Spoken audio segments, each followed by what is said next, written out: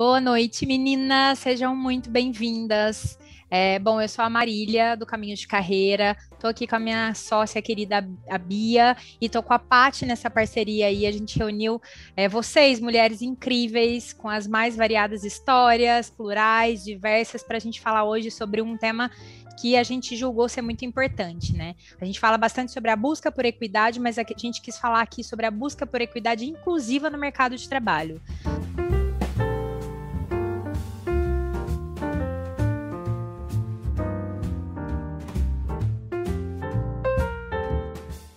Bom, então, gente, boa noite, né? Conforme a Marília comentou, sou sócia dela aqui no Caminhos de Carreira. Um prazer enorme estar aqui falando sobre equidade e diversidade, né? Que a gente fala inclusiva no mercado de trabalho. Tenho certeza que o bate-papo aqui vai ser bastante produtivo. Eu sou a Patrícia Gomes, eu trabalho com desenvolvimento humano e de liderança. Eu sou a Camila, eu sou psicóloga. Sou especialista em educação corporativa, então atuo em treinamento e desenvolvimento, com foco em treinamento para adultos, né, que é bem diferente de ensinar crianças. Eu tenho um negócio próprio, que é uma empresa de consultoria em cirurgia plástica e estética, em que eu transformo, né, dou muitas informações. Hoje a busca é muito grande, mas eu faço as pessoas refletirem, né, sobre isso antes de tomarem decisões. E se realmente foi isso que elas quiserem, que elas consigam fazer de forma segura, com profissionais capacitados. E hoje estou à frente de um projeto social que se chama Ambiafro, e eu faço parte da diretoria de RH deles, e é um projeto social voltado à sustentabilidade também, e questões de etnia, né, de raças. Então, é um projeto 100% com pessoas pretas. Boa noite, meninas. Boa noite, pessoal. Sou Lídia Benetti. Agradeço imensamente o convite para estar aqui com vocês nesse papo. Tem sido uma experiência bacana aqui desde o início. Espero contribuir à altura aí do que vocês querem passar para esse público que está nos assistindo. Eu sou gestora de hospitalidade de serviços como profissão, é a minha primeira profissão. E, em paralelo, eu desenvolvo um projeto chamado Virada Financeira, que é um projeto voltado para a orientação financeira descomplicada para mulheres. Então, a ideia do projeto é realmente organizar as mulheres, junto com as mulheres, né, desenvolver a organização das finanças pessoais, toda a fase de aprendizado em relação à gestão de dívidas, a compras conscientes e investimentos. Então, eu tenho feito um trabalho bacana em paralelo, hoje em jornada dupla, mas que está me trazendo muito prazer, muito propósito para multiplicar para o máximo de pessoas possível. Eu sou Ana Luísa, eu sou mulher trans. Eu sou atualmente analista de comunicação e sou uma das pessoas que tiveram a vida modificada e totalmente impactada pela questão do Educa Transforma, que é um projeto visado em qualificação, principalmente nas áreas de tecnologia de pessoas trans. Tanto que um dos grandes resultados que a gente tem aqui na última turma, 80% das pessoas alunas, elas estão no mercado formal de trabalho agora.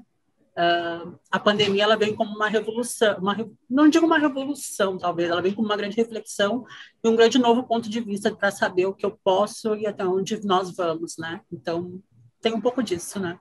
Olá, meninas, obrigada pelo convite, é um prazer estar aqui.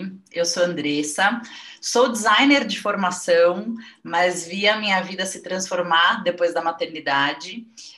Comecei a estudar o mundo da maternidade, o mundo materno, me formei como baby planner, que é uma assessora para gestante, consultora de sono materno-infantil, e comecei a ver que a questão maternidade, os assuntos, eles eram muito, assim, tinham muitas verdades absolutas, e aí, assim, sempre na dúvida do que realmente é verdade, não é, até que ponto deve-se fazer ou ter determinada coisa, e aí eu idealizei o Instituto Mãe com o objetivo de levar informação para as famílias de uma forma mais leve, mais neutra, para que cada família pudesse ser a melhor para o seu filho.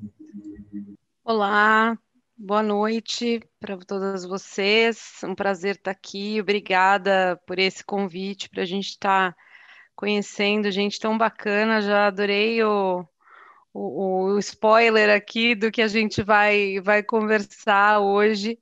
Eu sou Tatiana, meu nome é Tatiana Vailate, eu trabalho em recursos humanos já há 21 anos, sempre, minha vida toda nessa área, me formei em administração, desde cedo tinha esse interesse por gente, na verdade, mas dentro do mundo das empresas, que sempre me chamou muita atenção. O que vocês entendem como essa busca de equidade inclusiva? Vocês acham que, de fato, todas as mulheres buscam esse caminho da equidade, né? Tem essa relação de gênero da mesma forma? Bom, eu posso falar um pouco sobre isso, Marília. Eu acho que até pelas histórias que a gente acabou de ouvir aqui pela apresentação de cada uma de nós é um universo imenso, né? Ninguém parte do mesmo lugar. Acho que o universo das mulheres em particular, eu vejo que também a gente a gente usa muito pouco da força de se ajudar, de colaborar. Existe ainda uma competição muito grande, eu vejo, entre as mulheres, que atrapalha no sentido de até de buscar, né, esses caminhos. Não é fácil você se encontrar e você viver todos os desafios que a vida de qualquer mulher tem, né? Mulheres mães, mulheres de todos os tipos, todos os desafios que são apresentados, e eu acho que a gente ainda tem um caminho muito grande de se unir e se ajudar. Então, eu vejo que esse ponto da equidade, ele também começa por nós, sabe?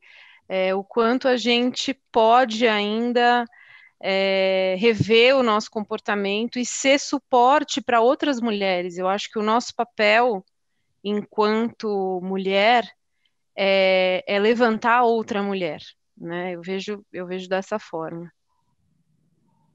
No meu caso, na minha vivência, né, a questão de raça vem com certeza antes, né, de gênero. Então, já aconteceram diversas situações. Quando eu trabalhei com a Má, né, a gente acabava tendo que se deslocar para outra cidade.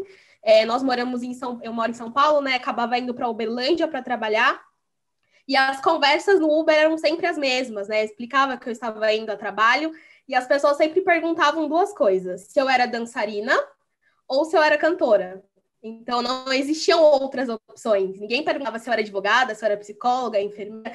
Então, as pessoas têm dificuldade, né, de enxergar pessoas com o meu encargo de liderança. Eu estava ali à frente de uma companhia, de uma multinacional, né, levando conhecimento para as pessoas e as pessoas não conseguiam enxergar isso.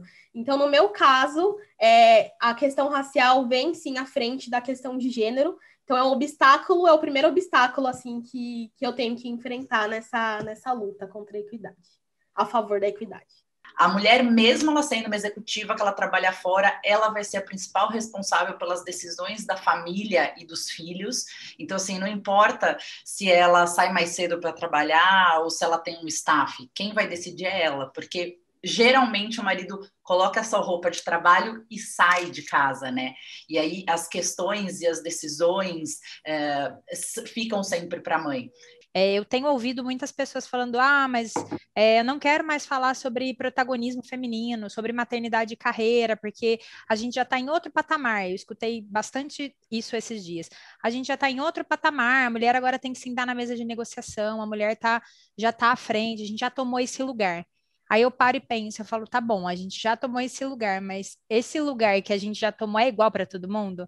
Tá? A proposta de ter feito esse tema foi muito pensando nisso. E aí eu vi a Cá, acho que valida essa minha desconfiança de que não. Tudo bem, tem muitas mulheres, sim, que já estão lá, né, já estão sentando na mesa de negociação, já estão tomando o teu lugar, mas eu acho que o que a Tati falou faz todo sentido. A gente ainda tem muita coisa para fazer, para trabalhar nesse tema, porque a gente não parte do mesmo lugar. Então, não parte. Só o fato da gente gerar uma outra vida já deixa a gente numa posição abaixo quando você vai mandar um currículo, por exemplo. E é comprovado que a mulher ela é muito mais eficiente, ela consegue ter múltiplas funções a partir do momento que ela administra uma casa, um filho, uma família, né? Mas realmente isso é muito claro. Hoje, pensando, né, tem se falado muito nas empresas, né, no mundo corporativo e DNA, né, diversidade e inclusão. E uma das bandeiras fortes em empresas onde são majoritariamente masculinas, em algumas indústrias, a questão da mulher entra até na bonificação. Quanto mais mulheres líderes tem, maior vai ser o bônus. Então, mas é claro que eu estou falando aqui de empresas multinacionais, de organizações onde tem esse pensamento, né? Mas tem outras. Eu trabalhava com recrutamento e seleção antes, né, numa consultoria, e lá eu atendia diversos tipos de empresas, né? Em algumas, com certeza, eu já mandei candidata que, ela tem 35 anos, é casada, ela vai querer ter filho, então vamos contratar o homem. E sim, acontece. Uma pena, né? Então, aí eu me questiono nessa fala que a Marília trouxe de coisas que ela escutou, assim, a mulher já conquistou esse lugar, essa discussão está ultrapassada. Assim, vejo radicalmente diferente disso. Eu acho que a gente ainda não conquistou 1/10 do que tem para conquistar. Acho que quem conquistou, né, um lugar, eu não digo nenhuma posição em empresas, a mulher que conquistou um lugar na sociedade, a pergunta é a que custo, né? Porque custa muito mais, esse é o ponto. Quando a gente fala de equidade, é isso que a gente tem que lembrar, custa muito mais, né? É o que você está falando, é muito mais difícil conseguir um cargo, é muito mais difícil conseguir ser entendida, como a Camila disse, na sua totalidade, né? Você já é colocado em um lugar e já te determina um lugar. Quando eu vou viajar, trabalho, as pessoas, quando vêm puxar uma conversa comigo, elas perguntam, e aí, você tem filhos? Eu digo, sim, tenho uma filha. E com quem que ela ficou agora que você está aqui viajando? E ela falava, eu não sei se meu marido algum dia na vida recebeu essa pergunta. E é por isso que existe tanta saída de mulheres extremamente competentes, quando vão assumindo posições de liderança, existe uma evasão, né? Porque a vida fica difícil de ser equilibrada quando você tem essa carga mental, quando você tem que cuidar de tanta coisa. Eu acho extremamente pertinente a conversa, e não acho que a gente parte do mesmo lugar, não.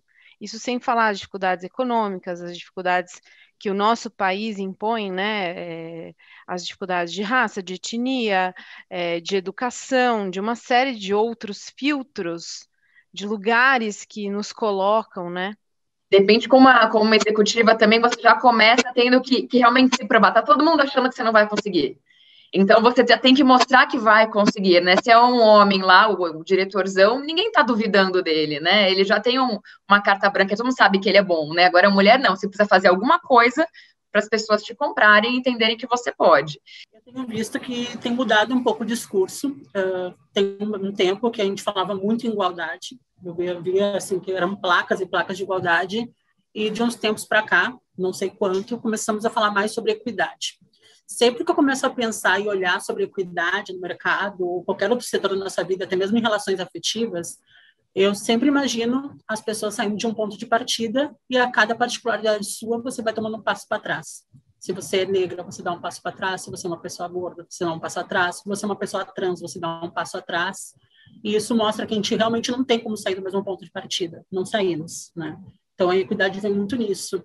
Então, quando a gente vai falar, então, de um grupo subrepresentado, um recorte subrepresentado, como de pessoas trans, é mais complexo ainda, porque hoje as vagas que as pessoas têm disponibilizado para diversidade e inclusão, com essa pegada mais de equidade, eles têm exigido muitas graduações, muitas formações, coisas que não é da realidade das pessoas trans. Hoje, no Brasil, por exemplo, o último dado que eu recebi, eu vou me atualizar para ter certeza, foi que 0,02% das mulheres transexuais estão se graduando, estão na graduação ou graduadas.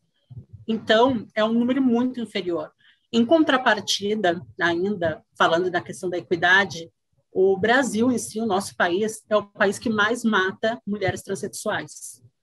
Então, e também é o país que mais consome pornografia de mulheres trans.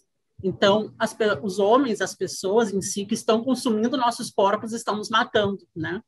Então, em que momento que a gente vai conseguir se inserir no mercado de trabalho se a nossa expectativa de vida, quando a pessoa atinge o auge da carreira, é 35 anos, né? E grande parte de nós, a nossa expectativa de hoje de vida é 35 anos. Hoje, atualmente, 90% das mulheres travestis e transexuais estão ou estiveram em situação de prostituição. Eu fiquei, depois que eu fiz a minha transição, por exemplo, para dar um viés sobre questão de equidade e tudo mais, eu fiquei durante 8 anos sem conseguir entrar no mercado formal de trabalho.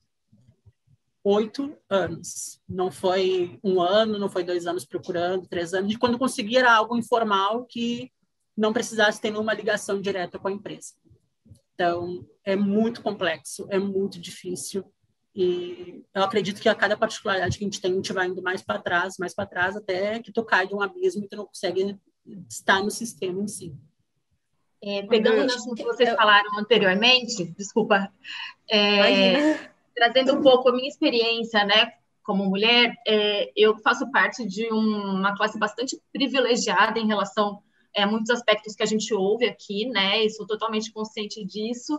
E eu acho, quando a Marília pergunta se a gente parte do mesmo ponto, eu acho que a gente parte de pontos totalmente diferentes, e eu acho que eu fui uma pessoa que, por muito tempo, não teve essa percepção da questão da equidade, porque eu tive uma carreira... Eu comecei a ser gestora muito cedo, eu tive uma carreira que eu batalhei muito, mas que as coisas aconteceram, né, de maneira bastante positiva, e em determinado momento da minha vida eu percebi que tudo aconteceu porque eu me posicionava sempre de uma maneira muito masculina. Então, assim, eu abri mão de muitas coisas, né? Eu priorizei minha carreira por muitos anos e eu abraçava os compromissos e os desafios no mundo corporativo de uma maneira muito masculina. E eu tinha a impressão de que bastava as mulheres quererem, sabe? Para elas conseguirem conquistar o espaço delas. Mas aí a gente amadurece, a gente tem experiências, a gente tem conhecimento, a gente estuda e a gente vai percebendo que você vive numa bolha e que para você ter, né, a trajetória que eu fiz, eu abri mão de muitas coisas e tive muitas dores por me posicionar de uma maneira que o mercado esperava que eu me posicionasse, não da maneira que eu deveria ter me posicionado como mulher para galgá-lo, sabe? E eu acho que para as mulheres trans, o desafio, pelos dados que ela trouxe aqui, eles são assim, de você ser reconhecido na sociedade. Em todos os aspectos, né? E depois vem a coisa do mercado de trabalho, e depois, porque uma sociedade que é a sociedade que mais consome pornografia trans, e é a sociedade que mata nesse nível, é uma sociedade hipócrita, né? É uma sociedade que quer fazer uso dessas pessoas, mas não quer incluí-las nesse sistema. E eu acho muito poderoso falar disso, a gente tem que falar disso, porque quanto mais a gente fala, mais a gente coloca esse tema para existir, a gente diz a essas pessoas que elas existem. Exatamente. Eu gostaria de falar sobre 2 pontos. Primeiro, da fala da Ana. Eu atendo, né, na consultoria de cirurgia plástica muitas pacientes trans, muitas mulheres trans. E é nítida a diferença de como eu recebo pacientes de mulheres não trans e mulheres trans. Então, as mulheres que não são trans chegam com a família, ela tem um parceiro, uma parceira, ela tem alguém que vai cuidar dela, né, durante o pós-operatório, que vai com ela no dia do procedimento, que sonha junto, que cuida. E as mulheres trans, normalmente, elas vêm sozinhas, elas vêm sem família, vêm sem amigos, vêm sem ninguém. Então, essa solidão vem desde o âmbito familiar, da constituição de afeto, né, daí para frente. E, assim, é muito nítida a diferença. E existem muitas clínicas hoje que são clandestinas, que fazem procedimentos, né, de colocação de prótese de silicone em mulheres trans, que, assim, acho que nem se fosse um animal não seria tratado da forma como eles tratam. Eles colocam prótese apenas com anestesia local. A pessoa fica ali acordada todo o tempo, né, assistindo tudo. Isso jamais seria feito, né, com uma mulher dentro de padrões, uma mulher num status social, jamais, né? É muito diferente. E ocorreu algumas semanas atrás, uma mulher trans que foi a uma clínica dessas, clandestina, e a clínica pegou fogo, né? Porque lá, enfim, não tem nada certo, as instalações não são corretas, e eles simplesmente deixaram ela lá enquanto pegava fogo. E ela morreu. Será que isso aconteceria com outra mulher? Eu acredito que não.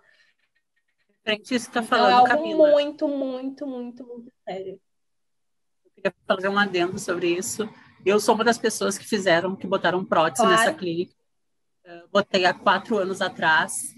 E, assim, esse caso, ele estourou, assim, um pouco, estourou, assim, no sentido de as pessoas descobrirem, saberem sobre isso, porque teve um vídeo que foi gravado.